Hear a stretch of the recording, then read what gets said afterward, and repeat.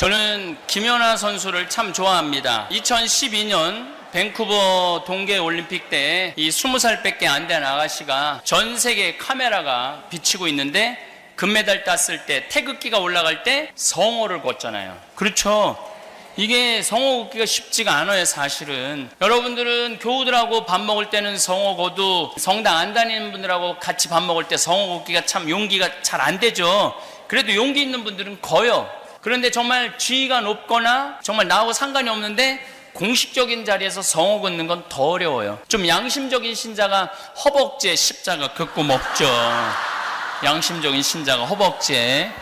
근데 이 아가씨는 전 세계 카메라가 비치는데 묵주 반지 이렇게 하고 성호를 참 그 용기가 너무너무 대단해. 그 비하인드 스토리는 또 너무 재밌는데 지금 시간이 없어서 비하인드 스토리 제가 그 아버지하고 너무너무 잘 알아요. 아버지하고 너무너무 잘 아는데 만나서 신앙을 갖게 된 계기를 들어보니까 오로지 하느님밖에 믿을 분이 없다고 그래서 세례를 받았대요. 그래서 어쨌거나 또 제가 아주 좋아하는 스타가 있는데 어제도 잠깐 얘기했지만은 우리 김태희 B 둘에 내가 혼배를 해줬어요.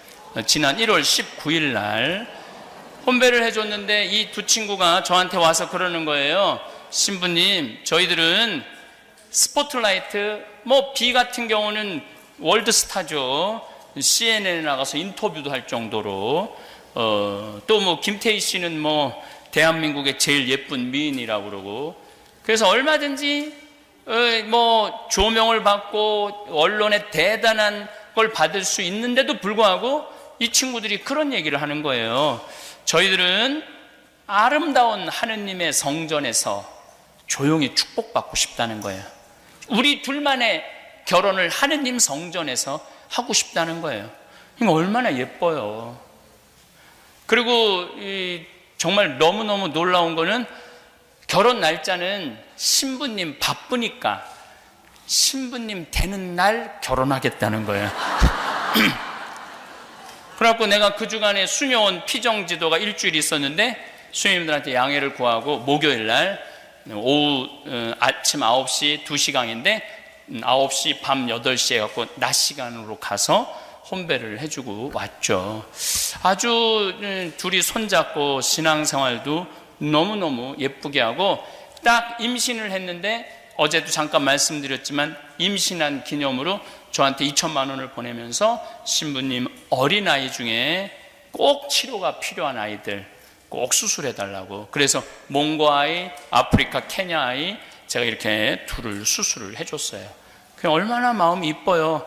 자기의 소중한 아이만 소중한 게 아니고 또 다른 고통이 있는 사람들하고 함께 나누고자 하는. 내가 왜 좋아하겠어요? 김연아 선수 성호 긋고 그니까 좋아하죠. 달래 좋아하겠어요? 우리 베르다는 하느님 성전에서 축복받고 싶다고 호텔 2억 3억 들였는데 거기는 80만 원 들어갔어요. 왜냐하면 어떤 치장도 안 했거든. 가야동 성당에서. 꽃꽂이도 협천사에서 해준다는 거 우리 그런 거 그 조용한 성당에서 불난 정신사납게 안 하겠다고. 그래서 제대 꽃꽂이 회원이 하는 대로 했어요. 꽃꽂이도 정말로 이렇게 겉에서 보는 거랑 그 얼마나 순박하고 순수하고 깨끗한지 몰라요. 그 여러 가지 여담이 참 재미난 일이 많은데 제가 그 집에 가면 커피 이렇게 자기가 내리는 그걸 드립을 배웠다고 이렇게 하면 이렇게 잘 내리는지 못해갖고 이렇게 맛이 이상하면 우리 비가 먼저 먹어봐요. 그래갖고 쓰다 그러면 다시 가서 내려갖고 다시 주고 음식도 손수해서 이렇게 대접해주고 참 그런 존중이 있는 것 같아요. 그리고 내가 정말 좋아하는 스타가 한 명이 있는데 그건 누구냐? 이보미라는 선수예요. 이 선수는 골프 선수예요. 골프 선수인데 이 선수는 일본에서 활약하는 선수예요. 2015년, 2016년 2년 연속 올해 선수상, 올해 상금왕 탄 선수예요. 일본에서 2년 연속 한 게 처음이래요. 29살인데 이 선수는 우승할 때마다 성호를 얼마나 정성스럽게 긋는지 몰라. 내가 왜 좋아하겠어요? 성호 그니까 좋아하지. 좋아하는 이유가 달래 있겠어요? 얼마나 정성스럽게 긋는지 몰라요. 얼굴도 오늘 가서 한번 검색해 보세요. 얼굴도 겁나 예쁘게 생겼어요. 얼굴도.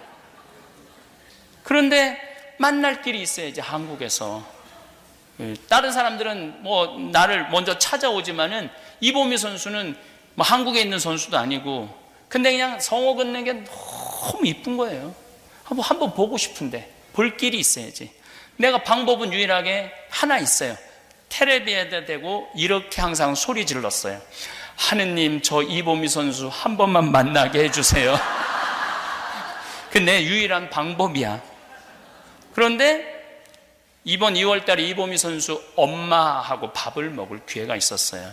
신부님, 우리 글라라인데, 우리 글라라가 사실 그렇게 일본에서 2년 동안 100억을 벌었대요. 인기가 아이돌 스타보다도 훨씬 좋대요.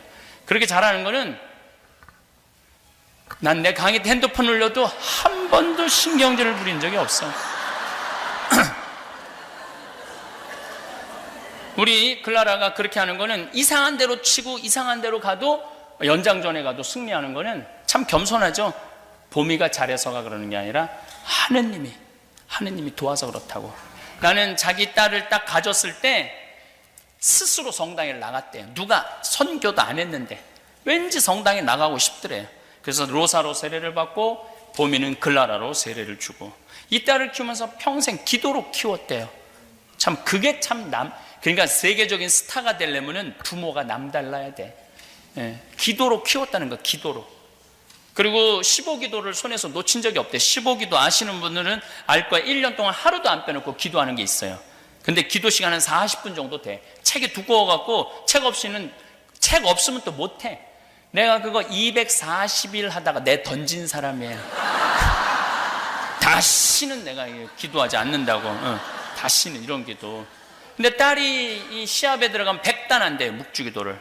그래서 우리 딸이 잘하는 것도 잘하는 거지만은 하느님이 도와서 그렇다고. 나는 하느님한테 너무너무 감사하다고. 그래서 그 엄마도 어려운 사람들 참 많이 나눠주더라고요. 이번에도 제가 12명 수술한다는 거 듣고 글라라가 절 찾아왔어요. 신부님, 이거 많지는 않지만 하겠다고. 그래서 너무너무 고맙더라고요. 어쨌거나 하여튼 저는 그 얘기를 참 들으면서 정말 기도로 키운다라는 게 바로, 그래서 제가 얘기하잖아요.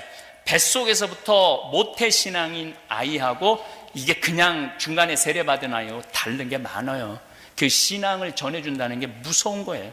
어쨌거나 하여튼 이보미 선수랑 같이 운동하는 딸을 둔 언니도, 동네 언니도 천주교 신자인데, 그 딸은 한국 출정권도, 일본 출정권도, 중국 출정권도 못 따는 거야. 미국 출정권은 말할 것도 없고, 이보미 선수는 일본 회원인데도 세계 랭킹 15위라 LPGA 12번을 참가할 수 있는 자격이 있어요. 그리고 메이저는 다 나올 수 있는 자격이 있어요. 그럼 굉장히, 근데 얘는 아무 데도 안 되는 거야. 그러니까 그 로사 씨가 그 언니한테 그랬대. 언니 기도하라고. 이게 노력만으로 되는 게 아니라고. 하느님의 도움이 있어야 된다고. 그래갖고 그 엄마가 1년 동안 했대요. 1년 동안 열심히 기도했는데 중국 출정권도, 일본 출정권도, 한국 출정권도 못 딴 거야. 그래갖고 따진 거지, 와서. 얘 기도하면 된다고 그러더니 왜 내 딸은 하나도 못 따냐? 네가 기도하면 된다며? 그랬더니 이 이보미 선수 엄마가 이렇게 얘기했대. 언니, 기도에도 포인트 적립이 있는 거야. 언니는 아직 포인트가 다 안 찬 거야. 1년 더 해봐. 그래갖고 그 언니가 1년 동안 더 포인트 적립하느냐고 기도를 했대요. 그래서 올해 중국 출정권을 땄대요. 저는 그 얘기를 듣고 참 많은 생각이 들었어요. 기도에도 포인트 적립이 있는 거구나. 혹시 여러분들 가운데 아직 내 기도에 청이 안 들어졌다면 아직도 포인트 적립이 다 안 된 거예요. 내가 여기 미국에 이제 강의 올 때 12시간, 13시간 타고 오잖아요. 근데 그전에는 별 문제가 없었는데 위를 자르고 난 다음에는 이게 땡겨. 13시간 하면은 아주 불편하더라고. 그래서 어떻게 해서든지 비즈니스를 타려고 그러는데 생돈으로 너무 비싸잖아요. 200만 원인데 비즈니스 500만 원, 600만 원 하니까. 그래서 내가 포인트 적립을 하는데 피눈물 나게 해요. 카드 3개 만들어 갖고 우리 생태마을에서 물건 사는 것도 다 법인카드 포인트 적립하는 거 대한항공, 아시아나 해갖고 얼마나 모아서 한번 비즈니스 타는 거예요. 근데 하느님한테 정말로 내 아들 의사 만들어줘라, 내 아들, 내 딸 애 갖게 해줘라, 내 며느리 애 갖게 해줘라 그랬는데 묵주기도 딱 5단 해놓고 왜 안 해주느냐고. 그 포인트 갖고 될 것 같아요, 안 될 것 같아요? 어린 반푼어치도 없어요. 어린 반푼어치도. 그런데 이 이보미 선수 엄마는 이제 남편도 다 세례를 시키고 딸이 넷인데 남편이 총회장을 굉장히 오래 했대요. 그래갖고 본당 신부님들이 그렇게 이보미네 집에 와서 그냥 머물렀대요. 애들은 항상 신부님을 보고 자란 거야. 딸 넷이 그냥 신앙. 이보미 선수는 밤 10시만 돼 묵주기도를 하는데 끝내지 못하고 잔대. 너무 피곤하니까. 근데 항상 신부님들 속에서 자라갖고 신앙이 몸에 밴 거야. 신부님들하고 함께 있어서. 왜냐하면 이보미 선수네 집이 갈비집을 해갖고 신부님들이 맨날 갈비 먹으러 오느냐고. 그런데 뭐 고아원도 돕고 많이 돕더라고요. 그러니까 그런 포인트 그래 그 정성이지. 우리 클라라도 그런 얘기를 하더라고요. 이렇게 일본 그 기자가 인터뷰를 하는데 왜 이제 그 캐디가 하도 성호를 긋고 잘 되니까 2년 동안 잘 되니까 요즘은 드라이브 칠 때마다 성호 그라 그런대요. 캐디가 드라이브 칠 때마다. 캐디는 일본 사람인데 일본은 성호가 뭔지도 모르는 나라예요. 인구가 1억 2천인데도 가톨릭 신자가 30만도 안 돼요. 30만도 안 돼. 그런데도 그 불모지의 성호를 그면서 주님을 증거하니 얼마나 이뻐요. 근데 어제도 이보미 선수가 일본에서 시합을 했는데 우승을 했어요. 어제도. 너무 기분 좋더라고요. 어제는 제가 묵주기도 5단 이상 안 하는데 왠지 2단을 더 하고 싶더라고요. 그래서 2단을 더 했어. 2단을 더 해갖고 우승을 12언더, 14언더, 12언더로 우승을 했어요. 너무 기분이 좋더라고요. 그래서 축하한다 그러니까 우리 글라라가 나한테 신부님 기도 많이 해주셨나 봐요. 시카고에서 너무 감사하다고. 그리고 이보미 선수는 제가 하는 일에 앞으로도 굉장히 많이 돕겠다고 이렇게 약속을 했어요. 신부님, 이보미 선수는 그렇게 기도를 많이 해갖고 그 포인트가 잘 됐는데 신부님은 가만히 강의 들어보니까 하루에 묵주기도 5단 이상 안 하는데 저는 하루에 묵주기도 5단 이상 안 해요. 5단도 힘들어요. 뭐 무슨 10단, 15단 하는 사람들 보면 이해가 안 돼.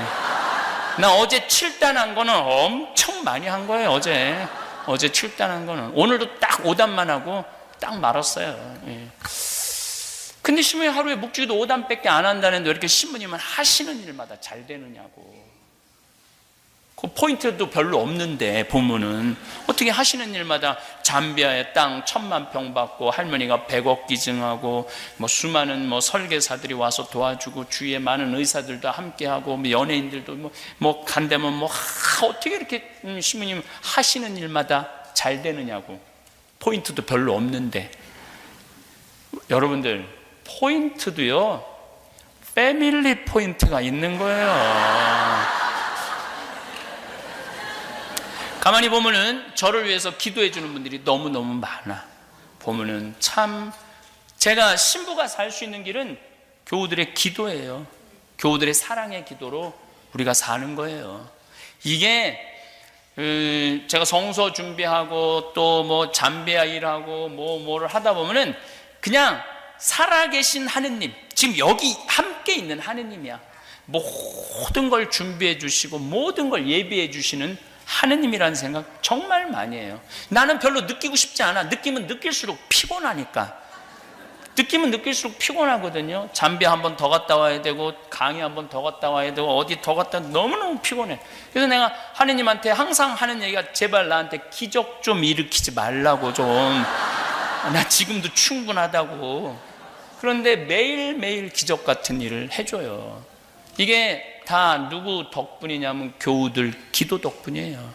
그래서 혹시 여러분들도 기도 중에 제 생각이 나거든 묵주기도 5단만 이렇게 정립을 해주세요.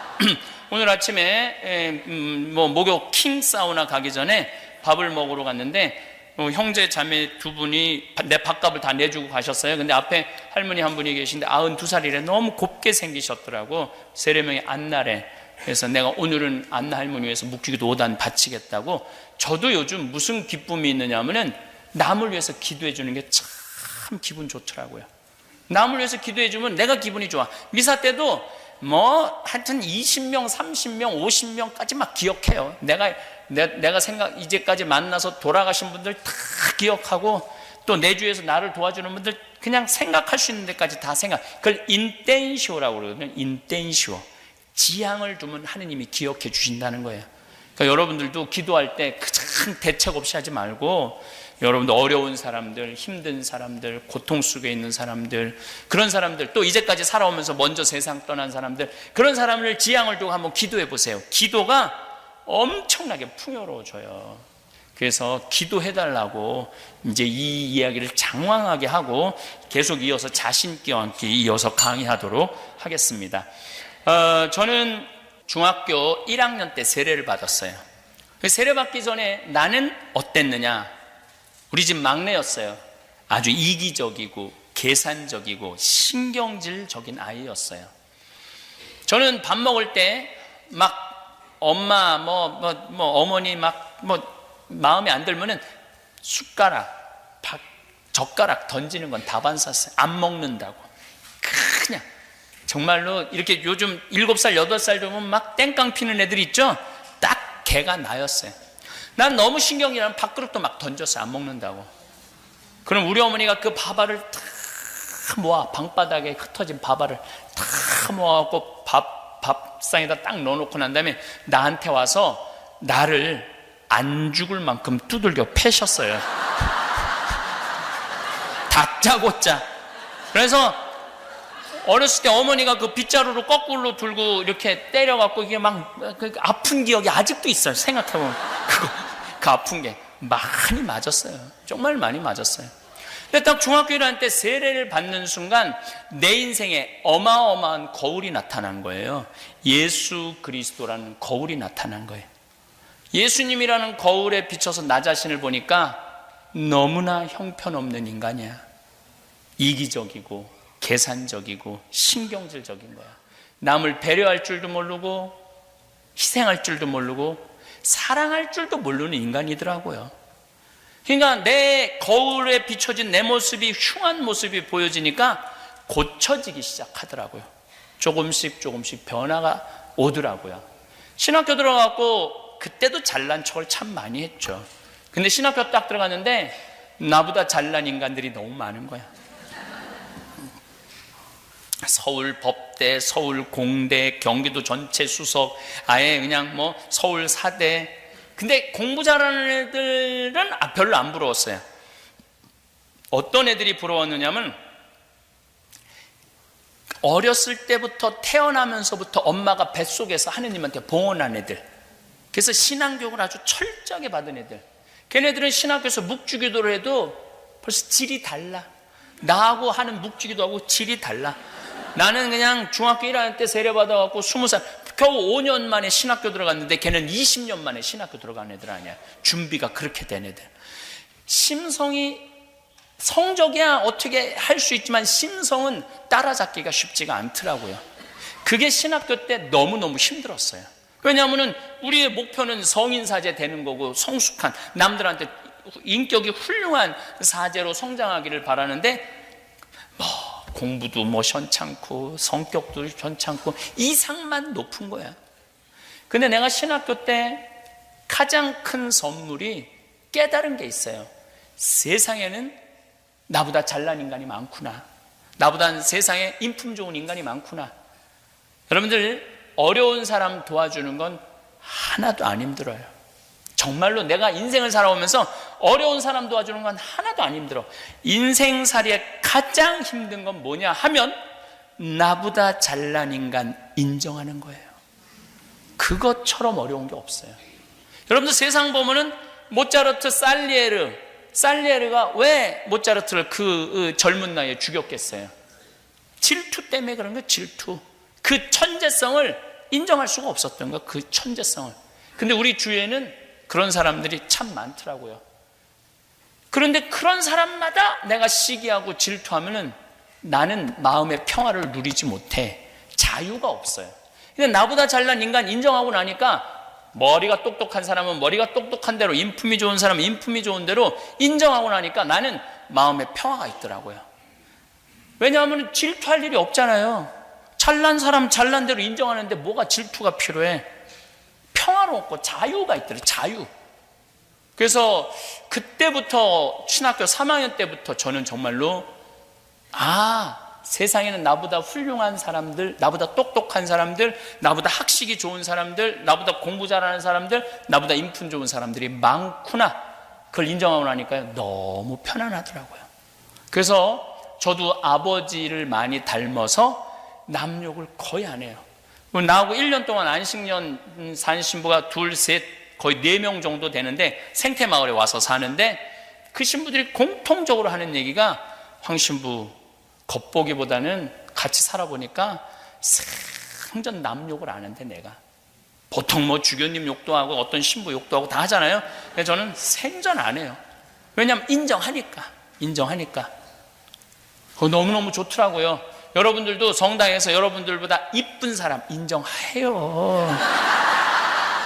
이쁜 건 이쁜 거야.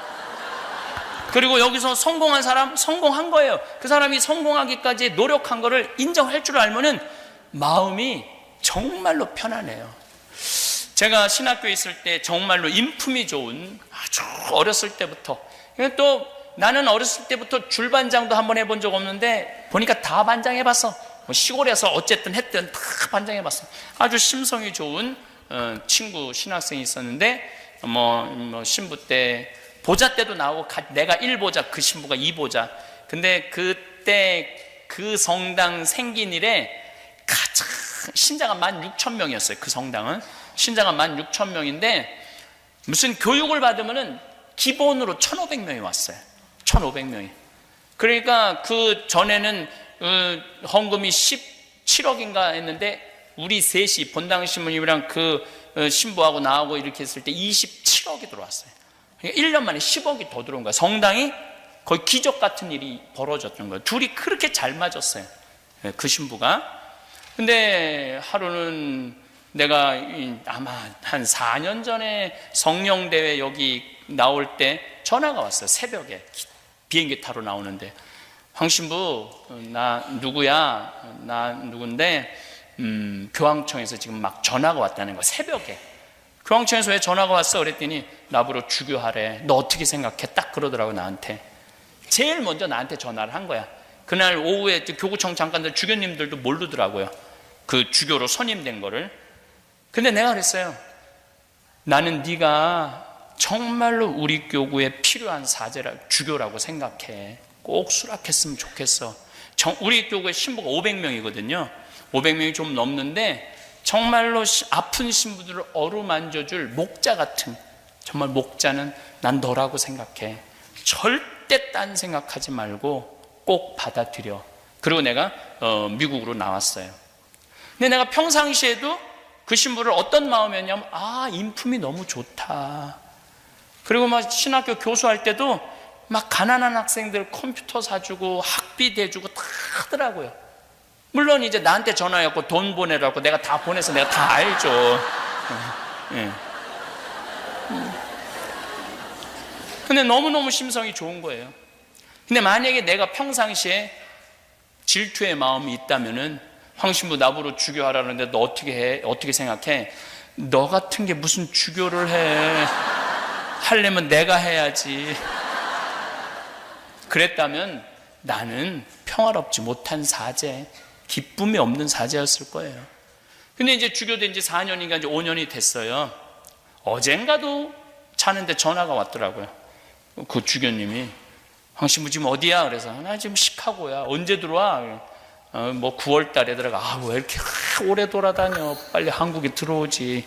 왜 전화했어? 그랬더니 어디 있는지 체크해 보려고 전화했지. 제가 1년에 한 번 교구청 무슨 서품식이나 성유 축성 미사에 가면은 주교님 복장을 입고 나오면은 기분이 너무 좋아요. 친구니까. 내가 인정하고 축복해주는 친구니까. 근데 우리 인간은 내가 그런 경우를 많이 당해요. 동창들이 나를 시기하는 동창들이 너무 많아요. 보면 욕하고, 앞에서 욕하고, 뒤에서 욕하고, 네가 잘났으면 얼마나 잘났느냐 막 그래가면서. 근데 그것도 충분히 이해가 돼요. 근데 얼마나 그 시기하는 마음 안에는 평화와 기쁨이 없겠어요. 근데 내가 그 20대 때 그걸 깨달은 거예요. 난 최고의 선물이라고 생각이 들어요. 30대 때 15살에 제가 지우학했다고 말을 합니다. 이건 공자님이 한 말이에요. 뜻을 세우는 거예요. 공부의 뜻을 세우는 거죠. 신학의 사제직의 뜻을 세운 게 제 15살이야. 그리고 30살에 신부가 됐으니까 이립한 거죠. 쓴 거야. 근데 내 인생에 가장 지우고 싶은 나이가 언제냐면 30이에요. 이때처럼 추악했던 적이 없어. 내가 아주 이기적이고 계산적이고 다 성숙했는 줄 알았더니 그게 신부가 되니까 다 나오더라고. 교우들한테 얼마나 엄격했는지 몰라요. 그 삶에 지쳐갖고 성당에 오는 교우들한테 따뜻한 위로를 못 해주고 그냥 원칙 가르친다고 혼내고. 그러면 성체형할 때도 교육을 일례로, 어제 휴대폰도 그랬지만 성체형할 때도 오른손이 위에 올라가고 왼손이 밑에 오면 안 돼요. 왼손이 위에 올라가고 오른손이 밑에 와야 돼요. 그래갖고 어떤 손으로 예수님을 영해야 되냐면 오른손으로 영해야 돼요. 항상 이 유대인의 전례는 성전으로 들어가는 문도 두 문이야. 항상 문이 두 개야. 오른쪽으로 들어가서 왼쪽으로 나와요. 그러니까 오른손으로 영해야 돼. 거룩한 손이니까.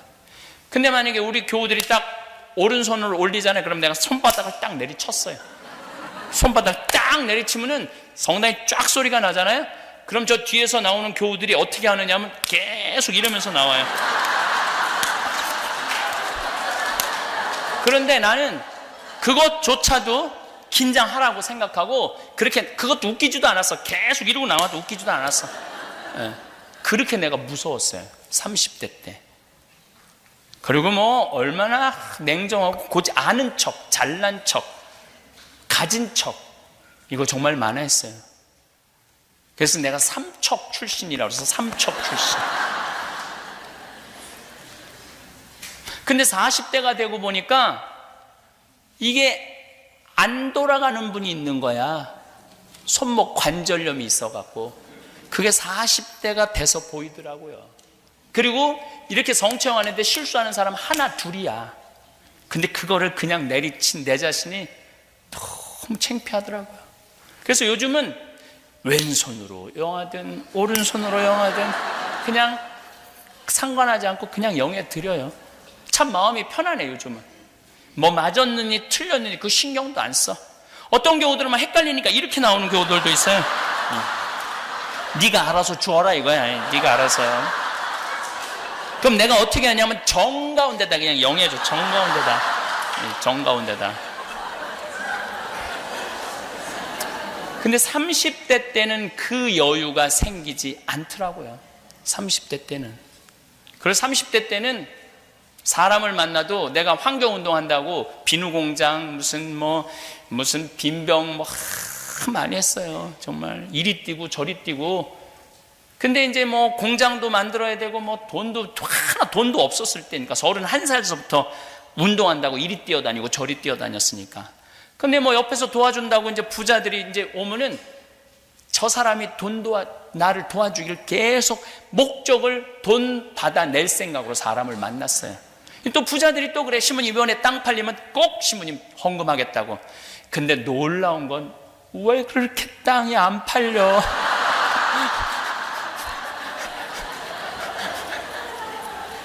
한 번도 성공을 했던 적이 없어요. 땅 팔아갖고 봉헌하겠다는 사람을 한 번도 성공한 적이 없어요. 30대 때. 제가 3,000원, 5,000원 내는 분들이 소중한지 40대 가서 알았어요. 40대 가서. 교회는 큰 부자가 큰 돈을 내서 이루어지는 게 아니고 30대 3,000원, 5,000원, 10,000원 봉헌하는 분들 때문에 성당은 유지되는 거구나. 그래서 40대 이후부터는 내 주위에 뭐 500억, 1000억, 심지어는 1조 재산을 가지고 있는 사람이 와도 아는 척도 안 했지만은 도와달라고도 말 안 해요. 그게 남의 재물 탐내는 거더라고. 도와줄 마음이 있어야지 도와주는 거 아니야. 내가 그분 그 돈 버는데 내가 무슨 짓을 했다고, 뭘 도와줬다고 500만 원, 1000만 원, 1억을 바래. 그게 도둑질이더라고요. 남의 재물을 탐내지 말아라가 그때 이해가 된 거예요. 근데 30대 때는 안 그랬어요. 그래서 내 주위에 요즘 돈 많은 사람들 단 한 번도 도와달라고 말한 적 없어요. 단 한 번도. 앞으로도 그럴 거예요. 앞으로도 아무리 돈 많은 사람이 옆에 와도 나는 도와달라고 말 안 해요. 본인이 하는 거지. 내가 도와달란다고 돈 그렇게 30대 때는 근데 그게 정당한 줄 알았어요. 정당한 줄 알았어요. 예수님이 40대 돼서 너희는 거저받았으니 거저 주어라. 내가 도움을 받는 사람이 아니라 내가 도와주는 사람이 돼야 되겠다라는 생각을 40대 때 했어요. 일이 쓰기는 했지만 성숙하지 못했던 거죠. 제가 이제 40이 돼서 부록의 나이가 돼서 부록의 나이가 되면서 제 인생은 극적인 변화를 갖고 와요. 우선 욕심이 없어져요. 뭐 일을 많이 하고 싶은 욕심, 뭐 출세하고 싶은 욕심, 유명해지고 싶은 욕심, 이런 욕심이 정말로 많이 없어졌어요. 그러니까 편안한 거예요. 뭐든지. 그리고 제가 우리 생태마을이 청국장 하면서 세금을 내는데 우리는 한 푼도 안 떼고 다 내요. 작년에 낸 세금이 2억이야. 올해 3억을 내요. 3억. 근데 우리 직원이 그러는 거, 신부님 현찰로 파는 거는 세무서에서 추징 못 한다는데 신부님이 현찰은 신고하지 않으면 1억은 줄일 수 있는데 신부님 어떻게 할까요? 사람 머릿속에는 IQ가 있다, 지능지수, EQ가 있다, 감성지수, 또 하나가 있는데 JQ가 있다. 그게 뭐냐? 잔대가리 지수다. 잔대가리 지수. 내가 이 나이 먹어갖고 지금 잔대가리 굴릴 나이는 지났다. 그대로 다 신고하자 우리. 그래서 우리는 단 한 푼도 빼지 않고 다 신고해요. 단 한 푼도 신고하지 않고. 그게 너무 편안한 거예요. 저는 내가 세금 3억 내는 것에 대해서 굉장히 자랑스럽게 생각해요. 왜냐하면 내가 3억을 내면 그 돈 갖고 할머니들 용돈도 더 많이 주고 어려운 사람 도와줄 거 아니야. 그런 마음으로 살아가니까 너무 좋은 거예요. 한번 2년 전에 LA에 이제 순회 강연을 한 적이 있어요. 근데 저 책 CD 파는 거를 내가 얘기를 했거든요. 어려운 아프리카의 잠비아 애들 돕겠다고. 근데 한 16만 달러를 판매를 했어요. 16만 달러를. 그래갖고 이제 계속 달러를 내 통장으로 들여왔죠. 근데 세무서에서 연락이 왔어요. 이렇게 달러가 많이 들어왔는데 왜 외환 신고를 하지 않았느냐고. 외환관리법에 걸렸다는 거예요. 이게 정말 창피당하거든요. 풀어는 주지만은 검사 앞에 가갖고 반성문 쓰고 막 이래야 되거든요. 그래서 내가 세무서한테 얘기했어요. 나 그거 미국에 가갖고 아프리카 잠비아 사람들 돕는다고 내 책 CD 팔아갖고 온 거다. 부당한 거 아니다. 그러면은 증명을 해보라는 거예요. 잠비아에 보낸 영수증을 갖고 오라는 거예요. 근데 내가 영수증을 다 모아보니까 16만 5천 달러를 보냈더라고. 그래서 16만 5천 달러를 신고를 딱 하고 나니까 세무서에서 이런 거 처음 봤대. 온 거 그대로 나가고 더 보채서. 왜냐면 신부님 용돈하라고 준 돈도 한 5천 달러가 있어갖고 그것까지 다 보냈죠. 그러니까 이제는 어디에서 뭐를 하든 마음이 편안한 거예요. 부록, 의심이 없는 나이, 의구심이 없는 나이를 부록이라고 그래요. 제가 40에 또 참 받은 선물 중에 하나는, 난 정말로 우리 직원이 40명인데 사무실 올라가면 사무실 직원도 너무 이쁘고, 주방 가면 주방 직원도 너무 이쁘고, 농장 가면 농장 직원도 너무 이쁘고, 청국팀에 가면 청국팀도 너무너무 이뻐. 40명이 다 이뻐요. 딱 생태마을에 올라가면 기분이 너무너무 좋아요. 근데 문제는 미워하는 인간은 하나도 없는데 마음에 안 드는 인간은 너무 많아. 근데 여러분들 주위에 모든 사람들이 여러분들 마음에 들어야 돼요? 그건 불가능해요. 어떻게 모든 사람이 나하고 마음에 들어? 그런 일은 없어요. 나하고 마음에 드는 사람은 10사람 중에 2-3명도 안 돼요. 두세 명 찾기 쉽지 않아요. 그런데 10명이 다 마음에 들어야 된다고. 또 성당 다니는 사람들은 마음에 안 들어도 주 예수의 이름으로 사랑해야 된다고. 힘들게 주 예수 이름으로 사랑해야 된다. 주 예수 이름으로 사랑해야 막 고통을 끌어안고 사는 사람들 참 많아요. 여러분들, 제가 이렇게 40에 돼 보니까 궁합이라는 단어가 이해가 되더라고요. 사람은요, 궁합이 맞는 사람이 있어요. 궁합이 맞는 사람이 있어. 그건 꼭 부부 문제만 아니야. 사람이 궁합이 맞는 사람이 있어요. 내가 이렇게 신부로 이렇게 봤을 때, 젊었을 때는 저 신부는 인격이 엉망인데도 그 신부 좋다고 따라다니는 교우들 보면은 이해가 안 됐어요. 저 신부 근데 보니까 궁합이 맞는 거야. 궁합이 맞으니까 서로 좋다고 그러는 거죠. 나는 내가 평창 생태마을을 꾸미면서 우리 할아버지 신부님 생태마을 내가 하겠다 그러니까 30억을 들여서 생태마을을 꾸며준 신부님이 있어요. 근데 이 신부님이 2012년에 돌아가셨죠. 87세에 돌아가셨어요. 우리 아버지하고 같은 나이에 돌아가셨는데 이 신부님이 정말로 무서웠어요. 얼마나 무서웠느냐면 미사 때 딱 미사 시작되면 문 딱 잠 거예요. 다음 미사 오라고. 그럼 미사 중간에 무슨 일이 있어도 못 나가. 할머니들이 오줌을 말아서 나가려면 늙으면 죽어야 돼 막 그러고 그래. 신부님이 너무너무 무서웠어요. 그 신부님 애들이 미사 때 떠드는 걸 용납을 못했어요. 그 신부님이 나한테 붕어를 키웠는데 봐라, 톡톡 두들기면은 붕어들이 밥 먹으러 와요. 그러면 신부님이 물을 줘요. 저기 막 밥을 줘요. 물고기도 훈련되면 되는데 왜 5살 되는 애가 훈련이 안 되냐? 이건 부모가 안 가르쳐서 그렇다. 그래갖고 이제 애들이 미사 때 떠들면은 자식 교육 똑바로 시키라고 대놓고 하세요. 대놓고. 한 번은 5살 된 애가 신부님 막 이제 성창 감사송 하는데 다 걸어 들어오는 거예요. 그럼 신부님 어떻게 그냥 가만히 있어 이러고. 그럼 온 교우들이 완전히 사색이 되는 거예요. 이제 또 신부님이 불호령이 떨어. 그래서 이 신부님 별명이 호랭이 신부님. 불호령이 떨어지겠구나. 탁 제대 거의 중간까지 왔는데 신부님이 딱 멈추더니 누구냐고 나오라고. 근데 그 뒤에 유아실이 있었는데 그 엄마가 끝까지 나오지 않았어요. 그래서 결국은 미사 봉사자가 데리고 나갔어요. 그래서 그 엄마는 1년 동안 엄마이기를 포기한 엄마로 아주 유명한 엄마가 됐죠. 그렇게 무서워서 신부님이. 근데 나는 그 신부님 보좌 신부라는데 너무 편안하더라고요. 신부님과 같이 있으면 시간 가는지 모르고 너무너무 좋아. 또 내가 또 방법을 많이 신부님이 5분 이상 화를 못 내세요. 그래갖고 이제 보좌 신부방이 5층이고 신부님 식당은 1층이고 신부님방 1층인데 5층에서 내려오다 보면 소리 지르는 소리가 들려요. 벌써 누군가 걸려가 혼나는 거지. 그럼 나는 이렇게 내려오다가 3층에 이렇게 새는 데가 있어요. 그러면 이렇게 새갖고 눈에 띄면 나까지 싸잡아서 너는 뭔데 이러니까. 근데 하여튼 이 신부님 나하고 궁합이 너무너무 잘 맞았어요. 은퇴하시고 제가 10년을 모시고 살았어요. 근데 한 번도 다툼이 없었어요. 한 번도. 너무너무 행복하게. 그래서 우리 수원교구의 모든 어른 신부님들, 주교님들, 젊은 신부들이 어떻게 저렇게 둘이 아버지 아들 같이 저렇게 오랜 시간 동안 변함없이.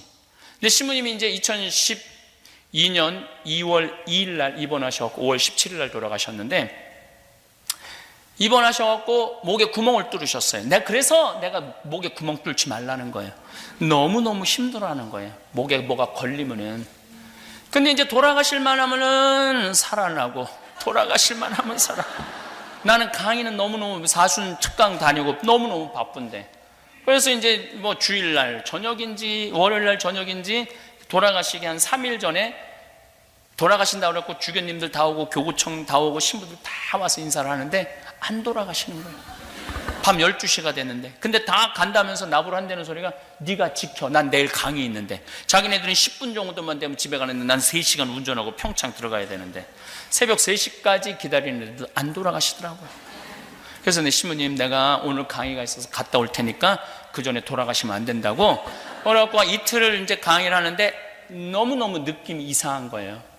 그래서 오늘은 안 되겠다. 그래서 보좌 신부한테 네가 다 해라 프로그램. 그리고 이제 수원으로 왔죠. 와갖고 이틀 동안 혼수 상태에 계셨는데 제가 지인들도 다 오라고 그랬어요. 벌써 다 20명 정도 와 있더라고요.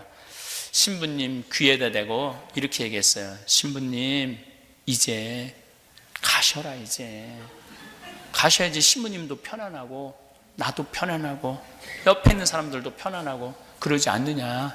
그렇게 이제 혼수 상태에 계신 신부님 귀에 그렇게 속삭였는데 신부님 눈을 딱 뜨는 거예요.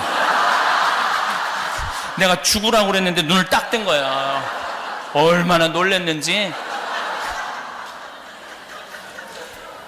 그 교우들이 그러는 거야. 저거 보라고. 저 수많은 신부들이 와서 신부님 눈 한번 뜨라고 그래도 눈 안 뜨더니 저 사랑하는 신부가 오니까 눈 뜨는 거 보라고. 그래서 내가 신부님한테 말씀드렸어요. 신부님 평생 저 바람막이 대주시고 제 아버지같이 이렇게 돌봐주셔서 너무너무 감사하다고. 이제 하느님 품으로 가실 때 됐다고. 이제 여기 다 눈 마주치고 다 바라고. 평생 신부님 따라다니던 지인들 아니냐고. 다 눈을 마주치시더라고. 내가 손을 꼭 잡고 신부님 이제 편안하게 가시라고. 근데 딱 눈을 감으시는 거예요. 그러니까 마지막까지 내 품에서 돌아가신 거예요. 궁합이 기가 막히게 맞은 사이죠. 그렇게 궁합 맞기가 쉽지가 않거든요. 그러니까 인생에 많은 사람들이 그렇게 궁합에 맞는 게 아니에요. 그러니까 여러분들 굳이 궁합 안 맞는 사람 주 예수의 이름으로 사랑한다고 들이대지 마세요. 안 맞으면 안 맞는 거야. 주 예수님 이름까지 들먹일 필요 없어. 그냥 간단한 인사만 하고 정말 마음에 드는 사람, 정말 나하고 맞는 사람하고 사랑 쌓기도 바쁜 세상이에요. 굳이 안 맞는 사람 그냥 갈등 일으켜가면서 그냥 마음의 상처 줘가면서 받아가면서 그러실 필요가 없어요. 제가 이제 나이가 이제 50이 됐어요. 이제 지천명의 나이야. 하늘의 뜻을 아는 나이에요. 요즘 제가 이제 다음 시간에 아주 드라마틱한 화면을 보여드리면서 말씀을 드리겠지만은 하느님께서 나를 왜 사제로 부르셨고 왜 아프리카로 보내셨고 그걸 알 것 같더라고요.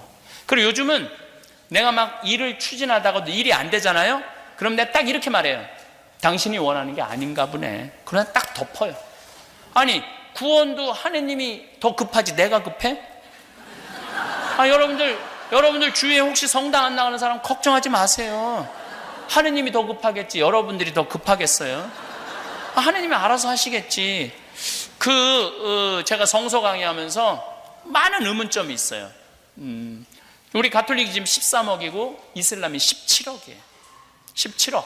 물론 그리스도교 통틀어서는 25억이지만은 그리고 유대인들은 정작 예수님을 믿지 않아요. 나한테 들이대는 거예요. 신부님, 예수님이 진짜 하느님이라면은 왜 유대인들 정작 예수님을 믿지 않느냐고. 그리고 지금 이슬람은 왜 17억이냐고. 신부님 설명해 보라고 나한테 그래요. 그럼 난 딱 이렇게 말해요. 나도 몰라. 그걸 내가 어떻게 다 알아야 돼.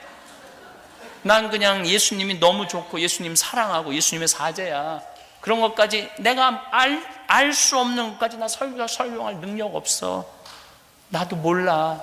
당신이 알아서 물어봐. 그리고 인터넷에 또 이런, 내가 신앙생활을 해보니까 공부를 해보니, 과학을 공부해보니까 하느님이 없는 것 같고, 어쩌고저쩌고 막 그래. 지금 이런 사람 어떻게 해? 나도 몰라. 자기 인생 자기가 알아서 하는 거지. 내가 그 인생까지 걱정해야 돼? 그리고 하느님이 알아서 하시겠지. 나중에 알아서 계산하시겠지. 마음이 참 편안해졌어요. 한 번은 내가 간호대학 짓는다고 나는 2억을 내놓을 테니까 1,000만 원씩 30명만 나한테 좀 보내달라고 내가 한국에서 평화방송에 강의를 했어요. 2월 달에 강의했는데 4월 마지막 주에 우리 국장한테 물어봤어요. 돈 얼마 들어왔냐? 근데 2억 8천이 들어왔다는 거. 2억 8천. 그냥 난 모금을 안 다녀요. 나는 하느님이 필요하면 보내주겠지. 안 보내면 나도 안 할 건데 급한 건 하느님이지 내가 급한 게 아니거든. 그 2억 8천이 2달 만에 2억 8천 들으면 대단한 일이잖아요. 근데 나는 기도를 어떻게 했느냐면은 하느님 왜 2천만 원이 비냐고. 아니 내가 2억 내놨으면 당신 3억 내놔야 될 거 아니냐고. 왜 2천만 원이 비느냐고. 오후 3시에 그렇게 기도하고 4시 강의에 교우들한테 얘기를 했어요. 나 오늘 이렇게 기도했다. 근데 저녁 8시에 할머니 한 분이 전화를 했어. 그것도 개신교 다니는 할머니가.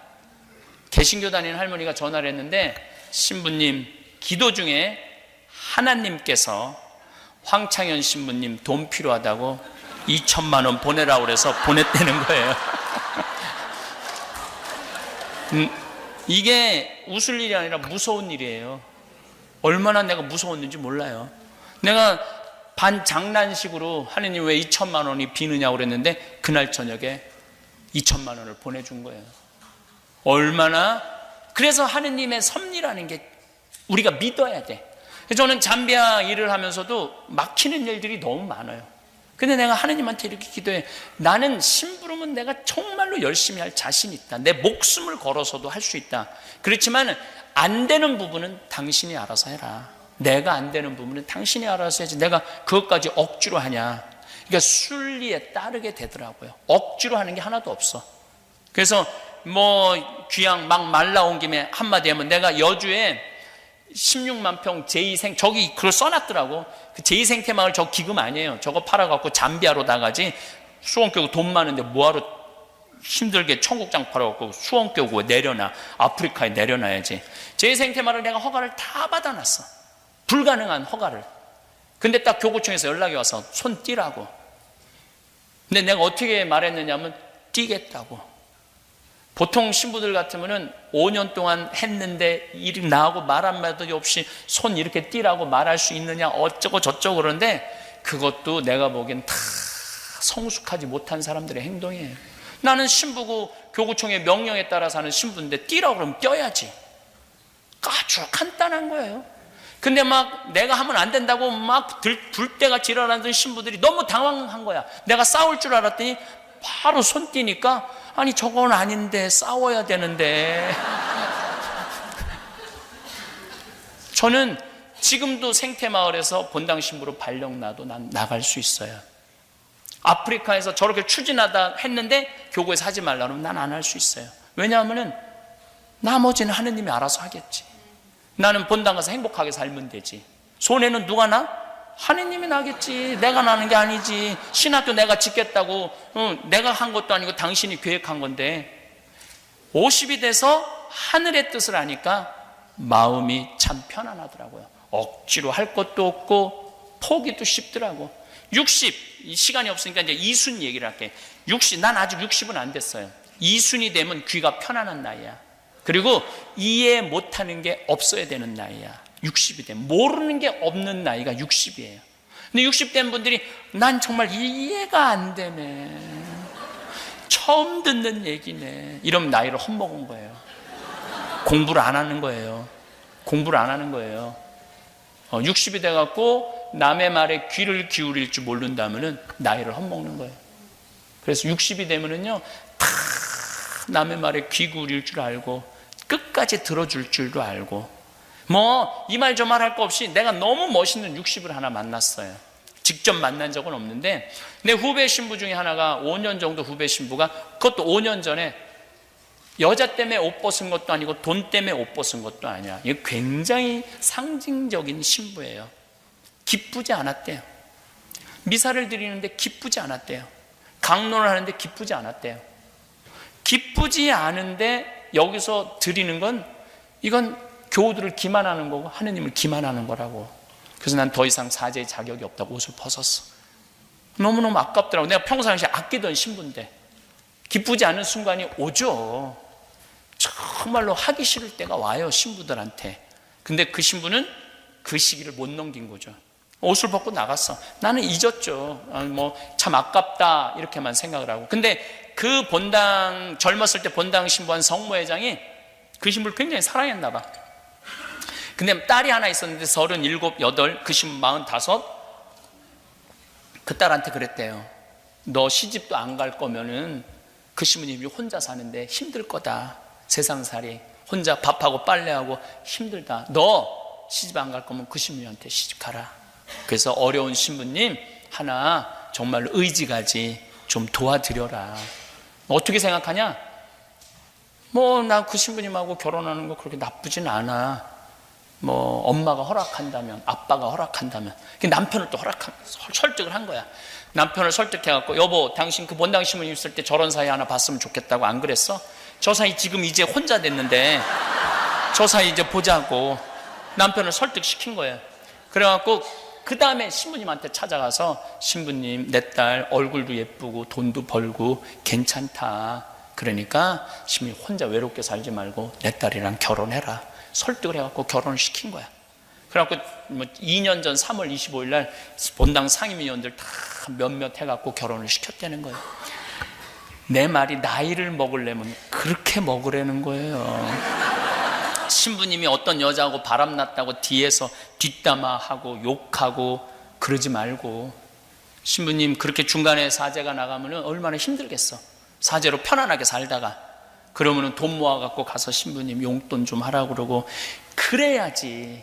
내가 한국이나 미국에 있는 교회를 보면은 계속 욕하고 세상에 그럴 줄 몰랐다고. 그래요, 세상은. 왜 그럴 줄 몰라? 사람은 실수할 수도 있고 잘못할 수도 있고 무너질 수도 있는 거죠. 근데 그 사제가 새로운 삶으로, 행복한 삶으로 살 수 있도록 걱정해주고 기도해줘야 되는데 우리는 은근히 즐겨요. 은근히. 그래서는 안 된다는 거예요. 나이를 먹으려면은 그 성모회장 같이 자기 딸을 내줄 수 있는 정도로 나이를 먹어야 된다는 거야. 나이를 먹으려면. 그런 넉넉함. 70이 되면 불유구의 나이라고 그래요. 종심소욕 불유구라고 그래요. 무슨 얘기냐면 내가 마음 먹은 대로 하는 행동이 법에 어긋남이 없어야 돼. 이거 천주교식으로 말하면 70 넘은 할머니들 하는 행동이 곧 하느님이 하는 행동하고 똑같아야 돼. 근데 이상하게 나이를 먹으면요 더 이기적이 되고 자기만 알고 고집만 늘어나는 경우가 참 많아요. 여기는 안 그러겠지만 한국에 보면은 막 잔치집에 가면 막 70 넘은 할머니들 보면은 막 부친 게 맛있다고 꼬쟁이에 싸갖고 막 하나라도 더 가져가려고 그러고. 이때부터는 이런 말을 할 수 있는, 늙으려면 곱게 늙어라. 곱게 늙어야 돼. 내가 알고 있는 할머니 한 분은 대그룹 회장님, 부회장님 할머니예요. 그 할아버지는 돌아가셨죠. 이 할머니는 돈을 겨울에 5만 원을 손에 딱 말고 성당을 나간대요. 그래갖고 그 폐지 줍는 할머니들을 만나면은 손을 콕 잡고 이 추운데 이거 갖고 목욕하고 설렁탕 먹으라고, 그리고 5만 원 꼭 줘준대요. 성당에서도 이렇게 그 성당 굉장히 서울의 큰 성당인데 밤새 경비 쓰는 아저씨들 있잖아요. 그러면은 꼭 5만 원을 말아서 이거 오늘 퇴근하는 길에 아침에 추운데, 아주 추운 날은 그렇게 한대. 그리고 성당에 뭐 연령애들 가면 돈 100만 원 봉투 그동안 많은 분들 기도해서. 그러니까 쓸 줄 아는 거지. 아무리 부자라도 쓸 줄 모르면 그거하고 나하고는 아무 상관없어. 그 내가 40대 때 깨달은 거라고 그런 거예요. 아무리 부자고 폰만 쓰면 옆에서 가슴만 아파요. 그런 여자가 아니라 그런 부자 옆에 있으면 상처만 입는 거야, 상처. 그러니까 늙으려면은 좀 아름답게 늙어가야 되는 거 아닌가, 이런 생각을 합니다. 사람은 어느 순간부터 더 많이 채우는 일보다 무엇을 내려놓을 때 마음이 편안해지는지를 먼저 느끼게 됩니다. 잘 해내고 싶은 마음이 사라진 것은 아니지만 그 마음이 더 이상 삶을 넓혀주지 않는다는 사실을 알아차리는 순간이 찾아옵니다. 비교하며 앞서가려는 마음이 스스로를 얼마나 오래 소모시키는지 그때는 몰랐습니다. 삶이 성숙해진다는 것은 결국 자기 자신에 대한 정직함을 회복하는 과정입니다. 남보다 돋보이고 싶었던 갈망, 이기지 않으면 불안했던 마음을 조금씩 내려놓는 시간입니다. 무언가를 이루어야 한다는 강박이 사라지면 비로소 지금 이 순간이 얼마나 소중한지 보이기 시작합니다. 내일을 위해 오늘을 희생하던 습관에서 벗어나 오늘 하루를 온전히 살아내는 것만으로도 충분하다는 것을 깨닫게 됩니다. 목표를 향해 달려가는 것도 의미 있지만 그 과정에서 놓쳤던 작은 행복들이 사실은 더 큰 의미였다는 것을 뒤늦게 알게 됩니다. 평생 무언가를 증명하려 애써왔다면 이제는 증명하지 않아도 되는 자유를 누릴 때입니다. 누군가에게 인정받기 위해 스스로를 밀어붙이던 시간들이 얼마나 고단했는지 이제야 고백할 수 있게 됩니다. 인정은 밖에서 오는 것이 아니라 내 안에서 시작된다는 진실을 받아들이게 됩니다. 스스로를 있는 그대로 받아들이는 순간 타인의 평가는 더 이상 삶을 흔들지 못합니다. 나보다 뛰어난 일을 시기하지 않고 있는 그대로 인정하게 될 때 마음은 비로소 타인의 시선에서 풀려납니다.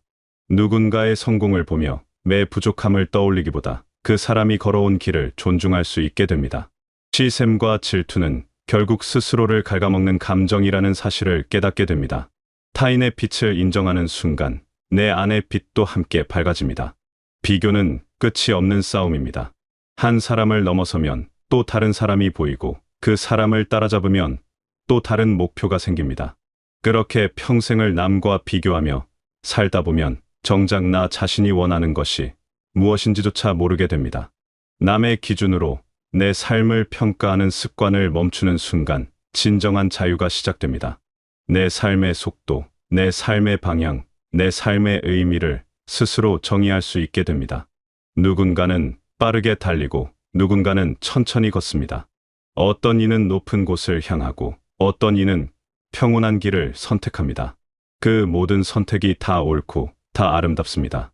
내 길이 남의 길보다 못하다고 생각할 이유가 없고 남의 길이 내 길보다 낫다고 부러워할 필요도 없습니다. 각자의 자리에서 최선을 다하는 것, 그것만으로도 충분히 가치 있는 삶입니다. 모든 사람과 잘 지내야 한다는 강박 역시 이 시기에 함께 내려놓게 됩니다. 억지로 맞추며 스스로를 괴롭히기보다 사람마다 지닌 고유한 결을 존중하며 자연스러운 거리감을 받아들이게 됩니다. 어떤 관계는 가까이 두고 어떤 관계는 멀리서 바라보는 것이 서로에게 더 편안하다는 것을 알게 됩니다. 관계는 애써 붙잡는 것이 아니라 흐름에 맡길 때 가장 오래 남는다는 사실을 그제야 알게 됩니다. 사람과의 거리를 조절하는 일은 냉정함이 아니라 오히려 성숙함의 표현입니다. 서로의 다름을 인정하고 그 다름 속에서 각자의 자리를 찾아가는 과정입니다. 모두와 깊은 관계를 맺으려 애쓰다 보면 정작 소중한 이들과의 시간마저 소홀해집니다. 진심으로 마음을 나눌 수 있는 몇 사람과의 관계가 수많은 피상적 만남보다 훨씬 값진 것임을 깨닫게 됩니다. 어떤 사람들과는 자연스럽게 멀어지기도 합니다. 그것을 슬퍼하거나 붙잡으려 하지 않아도 됩니다. 인연이란 필요한 만큼 함께하다가 각자의 길을 갈 때가 되면 자연스럽게 갈라지는 것입니다. 억지로 이어가는 관계는 서로에게 짐이 될 뿐입니다. 때로는 멀어짐이 서로를 위한 최선의 선택이 되기도 합니다. 헤어짐을 원망하지 않고 함께했던 시간에 감사할 수 있다면 그것이야말로 관계의 성숙한 마무리입니다. 자신의 한계를 인정하고 나면 삶의 주도권이 온전히 나에게 있지 않다는 사실을 부정하지 않게 됩니다. 계획한 대로 흘러가지 않는 날 앞에서도 쉽게 무너지지 않습니다. 더 깊은 뜻이 있겠지 하며 잠시 덮어둘 줄 아는 태도는 삶을 충분히 겪어본 이들만이 지닌 품격입니다. 이때부터 삶은 투쟁이 아니라 수능의 결을 따라 흐르기 시작합니다. 모든 것을 내 힘으로 해결하려던 마음이 조금씩 부드러워집니다.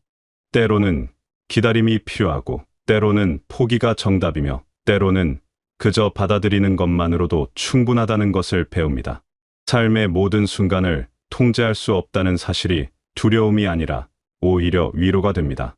내려놓는다는 것은 체념이 아니라 삶의 더 큰 흐름을 신뢰하는 일입니다. 예상치 못한 일들이 삶을 바꿔놓기도 합니다. 계획했던 것들이 무너지고 원하지 않던 상황이 찾아올 때도 있습니다. 하지만 그 속에서도 삶은 계속되고 새로운 길이 열립니다. 돌아가는 길이 때로는 지름길보다 더 많은 것을 보여줍니다. 실패했다고 생각한 순간들이 나중에 보면 가장 소중한 배움이었음을 알게 됩니다. 삶은 내가 원하는 대로만 흘러가지 않지만 그래서 오히려 더 풍성해집니다. 억지로 상황을 바꾸려 들수록 마음은 더 조급해지고 삶은 오히려 거칠어집니다.